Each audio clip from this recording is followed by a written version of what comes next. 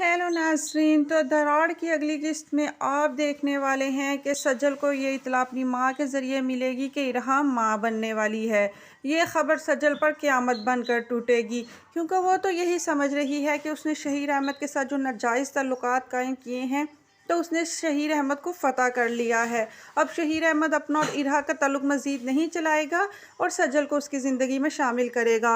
मगर ये क्या ख़बर उसको मिली कि शहीर अहमद तो अपनी फ़ैमिली बना रहा है और इस तरह तो इरहा और भी मज़बूत हो जाएगी।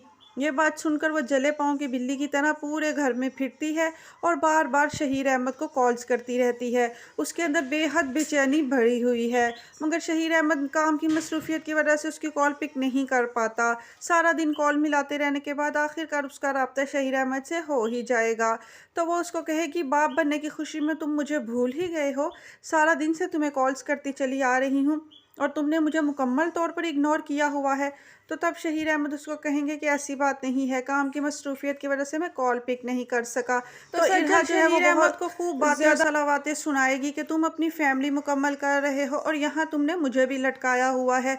तुम बताओ तुम्हारी ज़िंदगी में मेरा क्या मकाम है। तो शहीर अहमद समझ जाएगा कि एक दफ़ा इसको गुस्सा आया हुआ है, लिहाजा वह चिकनी चुपड़ी बातें करके उसको दोबारा से अपने जाल में फंसाएगा और उसको कहेगा, जो तुम्हारी जगह है वो किसी और की नहीं, तुम तो मेरे दिल की रानी हो।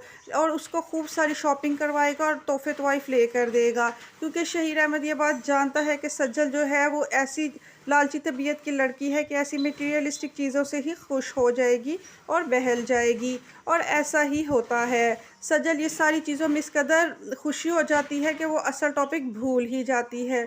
दूसरी तरफ इरहा बहुत ज़्यादा खुश है, उसके पाँव ही ज़मीन पर नहीं टिक रहे हैं। माँ बनने की ख़बर ने उसके दिल को बहुत ही मुतमईन कर दिया है।